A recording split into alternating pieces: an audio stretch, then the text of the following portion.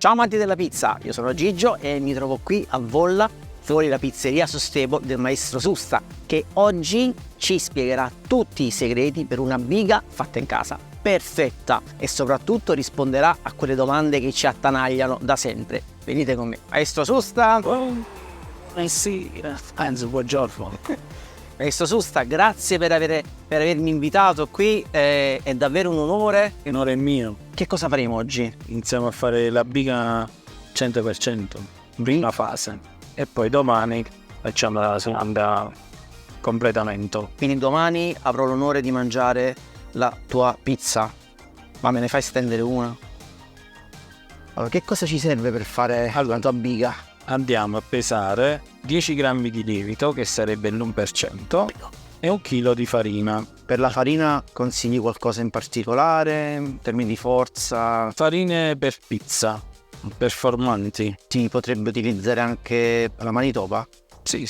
Anche farina per i grandi lievitati. Abbiamo bisogno che siano farine che ci vengono incontro. Non abbiamo bisogno di farine con un glutine rigido. Che la Manitoba, detta così, può anche essere solo un nome di farina di forza. Io che ne ho usate tante di farine, molte volte capitava che non erano bilanciate per l'estensibilità. Quindi Bisogna fare attenzione. sì. Andiamo a sciogliere il lievito in 450 ml. Una volta sciolto, inseriamo tutta la soluzione nell'impastatrice. Ok, facciamo un riassunto della quantità. Abbiamo detto 1 chilo di farina, 10 grammi di lievito e 400 ml di acqua. 450 grammi. Che dette in percentuali sono farina 100%, acqua 45% e lievito 1. Così è pure più facile da calcolare e fare le proporzioni. Per chi è bravo in matematica, se non io. Allora, tutta la soluzione, tutta la farina. Diciamo che i fan di YouTube ormai conoscono la biga no stress. La braccia tuffanti riesce a simulare una biga no stress. Quindi possiamo continuare a usare le nostre forchette, Gli spatoline. in questo procedimento che ci stai facendo vedere, dobbiamo mettere il malto.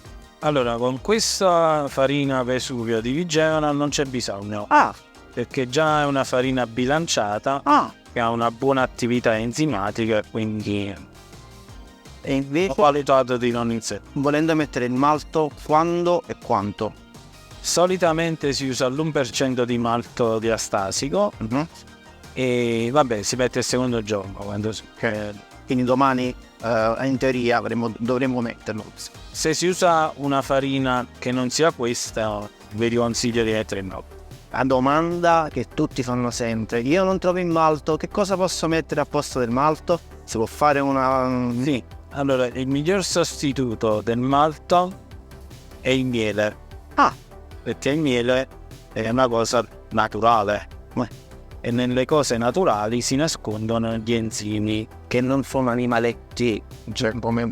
E quindi il rapporto è 1-1, cioè se per dirti ci vogliono... Sempre l'1%, sempre quello di farina 10 grammi. Ok, ed eccola qua. In effetti è come quando si fa la biga no stress.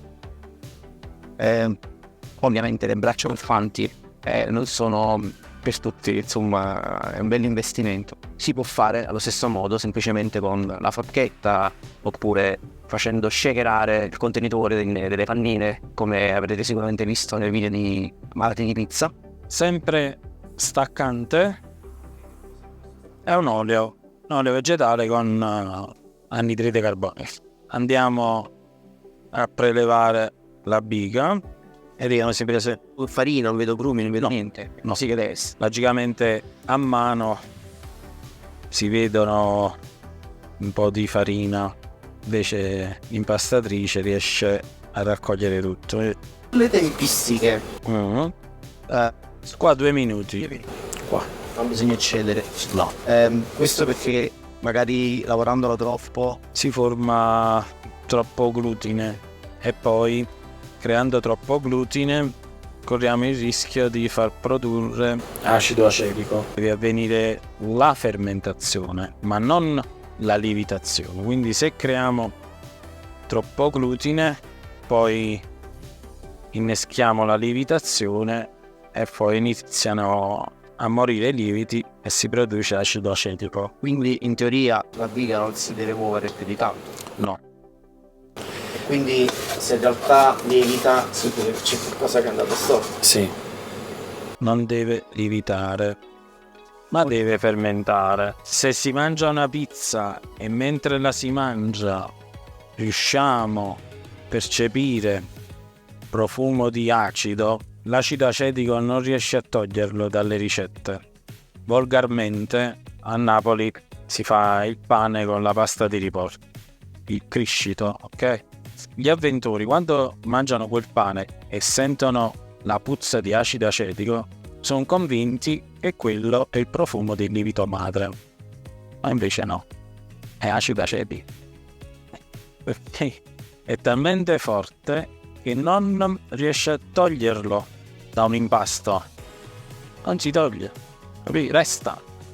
Per questo i clienti lo sentono e associano che è il lievito madre. Mettiamo un po' di pellicola e foriamo, perché ci vuole la fermentazione aerobica e anaerobica.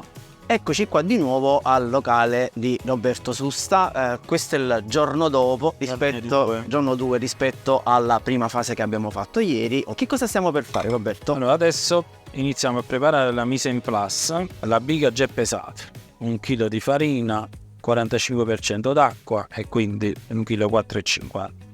Andiamo a creare la soluzione salina con 300 ml d'acqua e 22 di sale.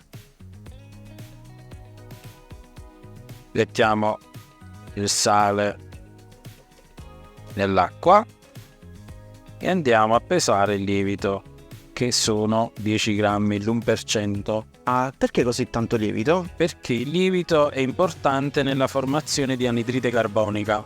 Le microbolle vanno a conferire, a rinforzare la struttura e quindi fanno tenere il panetto bello rigido. Quindi lo aiutano nella lievitazione. Nel momento che si mette meno lievito, il panetto invece di lievitare se ne scende, perché non ha l'aiuto dell'anidride carbonica. Quindi quando si fanno alte idratazioni bisogna utilizzare tutti gli elementi per far sì che riesca la ricetta in tutti i modi. Quindi possiamo dire che mettere tutto questo lievito non fa male, non fa male alla salute. Non fa male, no? E nemmeno lievita in pancia, giusto? No, okay. No.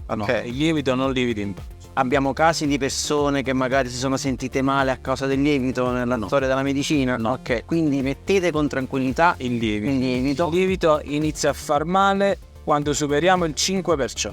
Ok, questa è una ottima indicazione, grazie mille maestro. Quando lanciai la biga, molti pizzaioli iniziavano a copiare questa tecnica, però siccome a Napoli c'è la buona abitudine di dire la mia pizza è buona perché mettiamo pochissimo lievito, poi le loro ricette fallivano e quindi qualcuno iniziava a screditare la biga. I processi. Quindi 10 grammi di lievito, andiamo in impastatrice, bricioliamo il lievito, poi andiamo a staccare la biga. Io non la taglio, ce la metto così. Quindi non la spezzetti come si vede in giro spesso. Che cosa consigli invece per chi ha un'impastatrice una planetaria? Vabbè, pure con la planetaria pure si riesce. Vado a sciogliere un attimo il sale, 100 ml d'acqua. Non ne avevamo messe 300 prima, giusto? Nella brocca? Sì, nella brocca 300. E iniziamo a lavorare. Quando le ricette sono pesate e calibrate, non dobbiamo aver paura di niente, dobbiamo solo attendere. Maestro, per quanto tempo deve proseguire l'impastamento? Dobbiamo aspettare che si asciuga l'acqua. Ok. E non c'è un tempo, perché poi questo tempo varia in base alla farina che tu hai utilizzato. Ok. Una farina più debole che appiegherà tempo, una farina più forte meno tempo.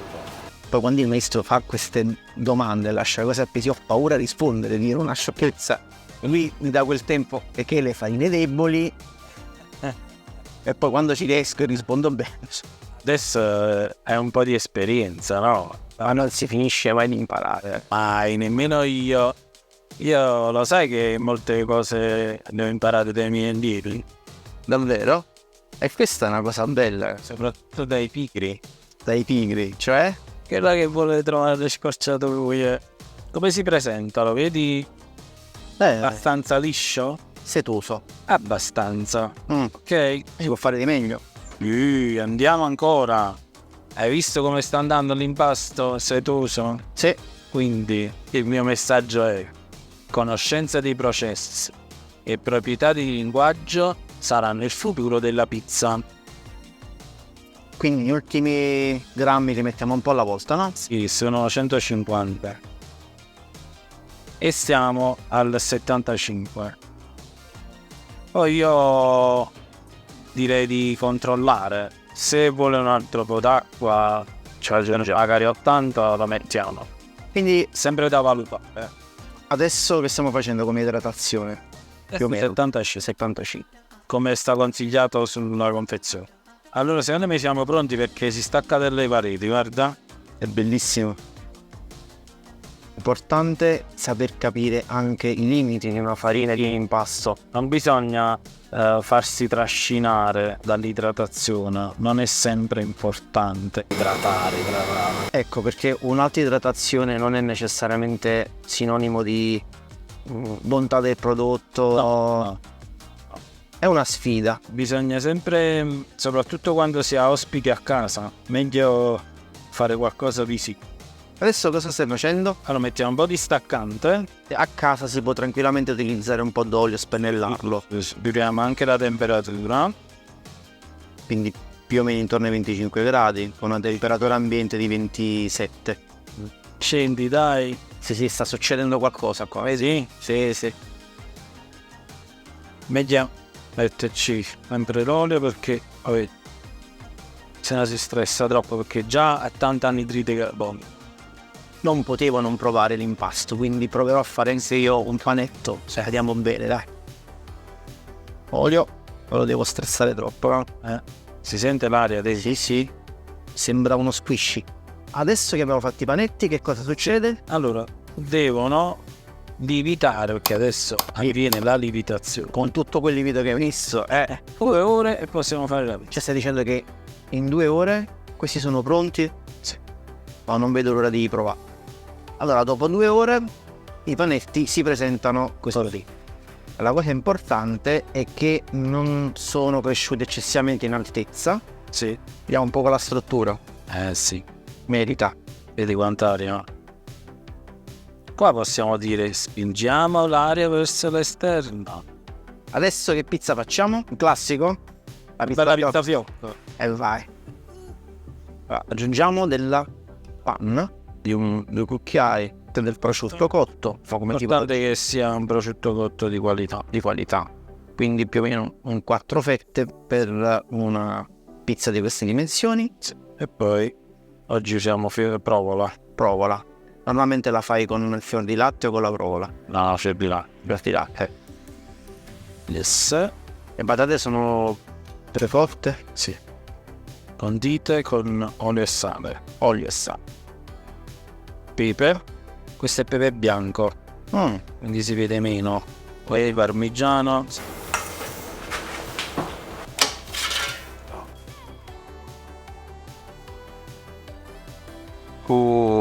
Tutta la magia. Sì. Con questo esperimento vogliamo dimostrare che Si buca. Magari il traforo del Monte Bianco. Oh! Com'è? Ma è bella sta pizza. Ma è tutto equilibrato, cioè non è che ci sta. È veramente arioso.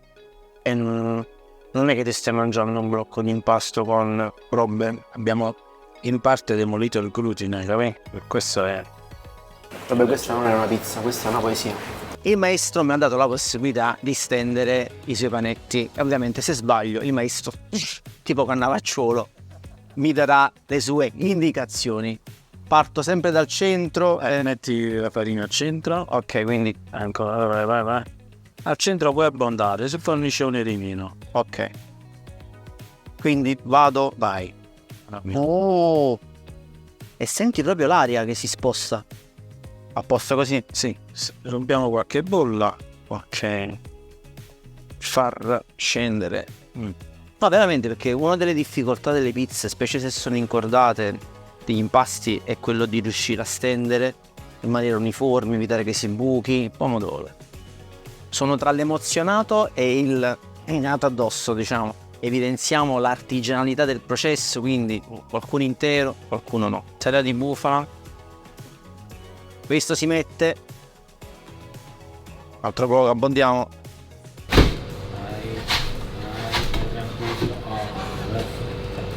Sto per infornare al forno di Susta, vai! Ok. Faccio quagliare un altro poco, no? Sì. Vuoi anche cambiare i pochi? Quindi la metto un po' più avanti per esempio. Ah, Mariano! L'ho bucata. Pizza bucata, pizza fortunata, dai. Aspetta che te la salvo, Giratevi un attimo. Giratevi un attimo. Non guardare. Ah, pizza perfetta. Chi aveva detto che era bucata? Mica si vede il buco. Ho visto che è molto semplice tagliarla lì. Questo buon modo vai a valorizzare il nido dato, Capito? Sì, l'ho fatta bene. Molto buona. Basta che hai fatto tu, gli ingredienti sono i tuoi. Buona. È una sinfonia. La mia pizza. Ma noto che la mozzarella di bufala è rimasta intatta, non è liquida. I grandi trucchi dei maestri. Roberto, guarda, io non so come ringraziarti, davvero sei stato gentilissimo e È stato bravissimo. ma che bravissimo, ho bucato la pizza, dai. No, dai, veramente tutti i segreti che ci hai dato, soprattutto secondo me hai chiarito molte cose che erano un attimo poco chiare. Eh sì, quindi adesso non abbiamo scuse per fare l'amiga e soprattutto per una pizza fiocco doc. Grazie ancora, ciao e alla prossima. Ciao.